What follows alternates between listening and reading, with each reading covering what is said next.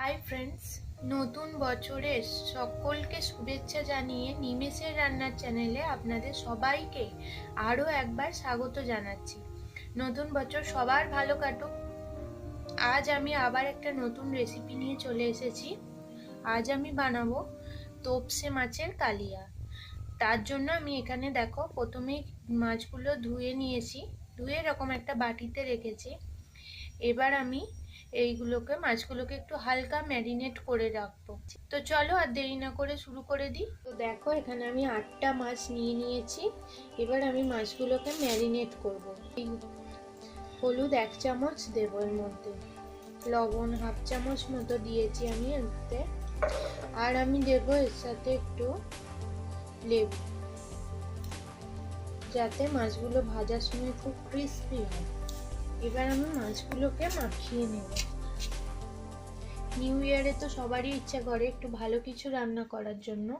তো তার জন্য আমি আজকে এই তোপসে মাছের কালিয়াটা রান্না করছি। মাখিয়ে 10 মিনিট মতো আমি এটা রেখে দেব, যাতে এর মধ্যে নুন আর হলুদটা যাতে ঢুকে। আর একইভাবে এর সাথে আমি আজকে বানাচ্ছি চিকেন কারি। তার জন্য আমি এইখানে দেখো চিকেনটাও ম্যারিনেট করে রেখেছি। প্রথমেই বলি 550 আমি চিকেন নিয়েছি।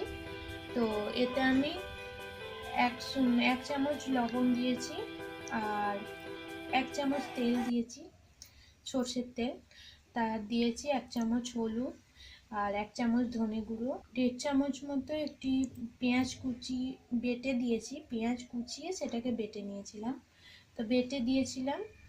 আর দিয়েছিলাম আদা রসুন বাটা 1.5 চামচ, আর দিয়েছি 1/2 কাপ টক দই।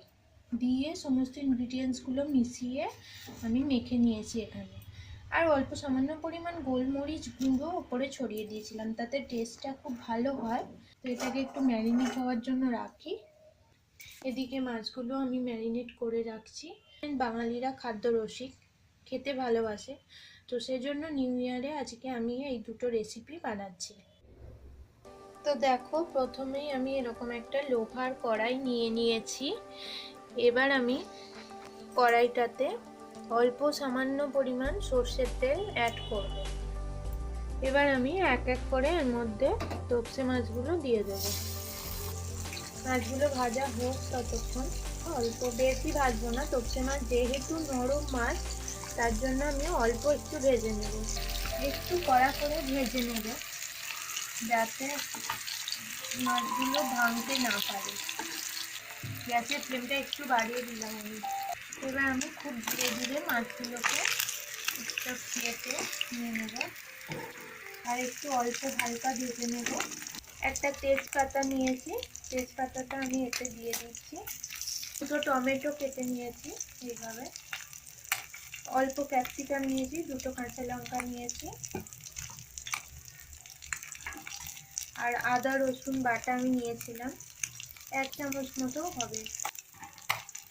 আর 4টে পেঁয়াজ আমি এইভাবে কুচি করে নিয়েছি।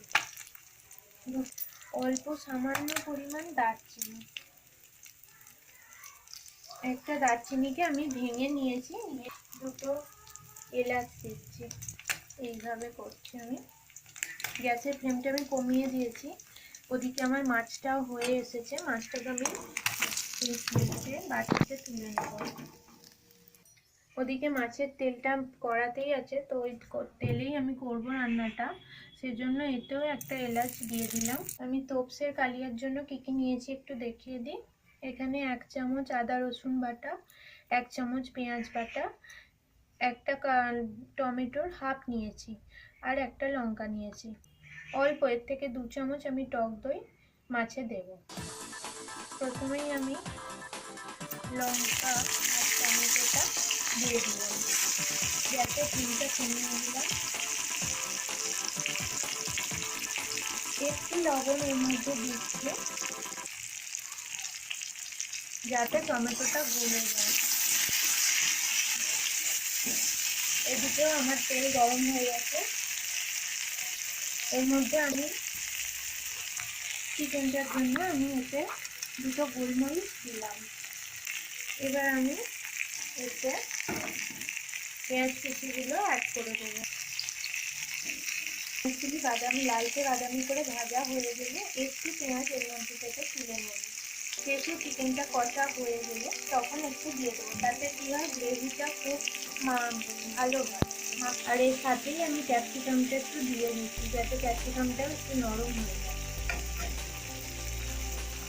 আর লঙ্কাগুলো দিয়ে দিলাম, এটা দিয়ে রেখেছি। এবার আমি এর মধ্যে 1 চামচ আদা রসুন বাটা আর এই দেবো পেঁয়াজ বাটাটা দিয়ে দেবো। এবার দই অ্যাড করলাম, এতে 1 চামচ মতো হলুদ দেবো আর 1 চামচ মতো ধনে দিলাম, ধনে গুঁড়ো। দেখো এবার আমি এতে অল্প পরিমাণ জল অ্যাড করব, এতে সামান্য পরিমাণ চিনি আমি অ্যাড করব, অল্প 2-4টে চিনির দানা দিয়েছি আর অল্প পরিমাণ নুন আমি অ্যাড করছি। এবার আমি মাছগুলো এতে দিয়ে দিলাম। এবার আমি পেঁয়াজগুলো ভাজা হয়ে গেছে, পেঁয়াজগুলো নরম হয়ে গেছে।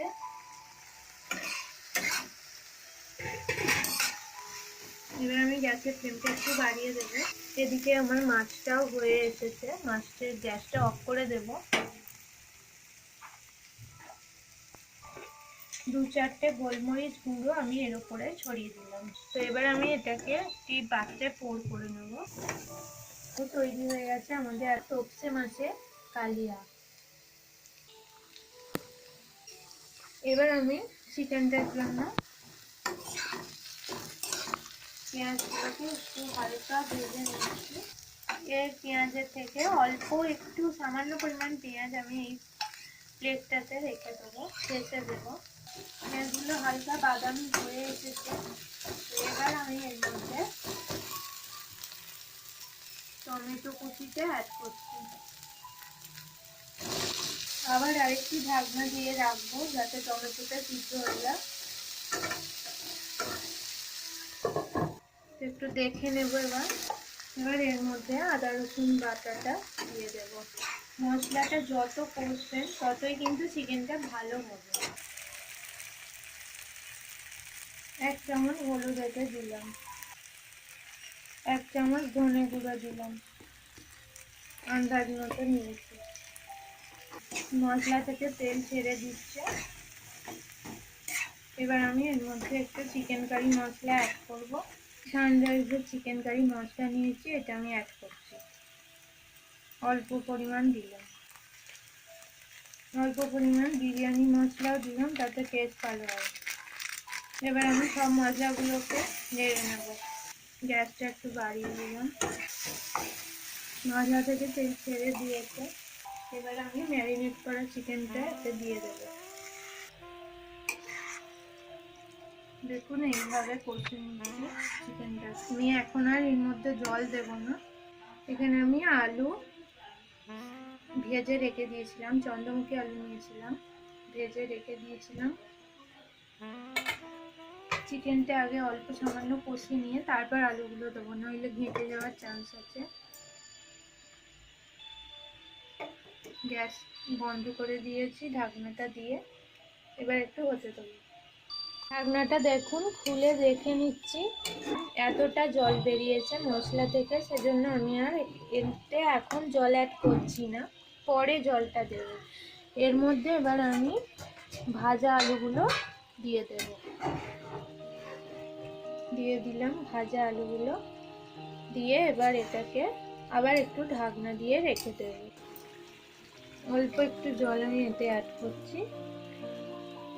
চিকেনটা একটু দেখে নিচ্ছি হয়েছে কি, চিকেনটা সিদ্ধ হয়েই এসেছে। এবার আমি এর মধ্যে এরকম 2-4টে চিনির দানা একটা দিয়ে দিলাম, টেস্ট আনার জন্য আমি দিচ্ছি। দেখুন কালারটাও খুব ভালোই এসেছে। এবার আমি এটা আরেকটু ঢাকা দিয়ে মিডিয়াম ফ্লেমে গ্যাসটা দিয়ে হতে দিয়ে দেবো একটু। তো চলে এসেছে আবার, চিকেনটা আমার সিদ্ধ হয়ে গেছে, আলুগুলো সিদ্ধ হয়ে গেছে। দেখুন গ্রেভিটা ঠিক এরকম, আমি খুব পাতলা করবো না, আমি গ্রেভি রাখবো, সেজন্য আমি পেঁয়াজগুলো আগে দিয়ে দিয়েছিলাম, ভাজা পেঁয়াজটা। তো তার জন্য দেখুন একটু গ্রেভি হয়েছে। এবার আমি এর মধ্যে গরম মশলা গুঁড়ো গরম মশলাটা অ্যাড করব। এটা অল্প অল্প করে ওপর থেকে এতে দিয়ে দিলাম। আমি একটু অন্যভাবে এটা করতে চাইছিলাম চিকেনটা, তো সেই জন্য আমি এতে একটু বিরিয়ানি মশলাও অ্যাড করেছি। দেখো তৈরি হয়ে গেছে আমাদের আজকে চিকেন কারি।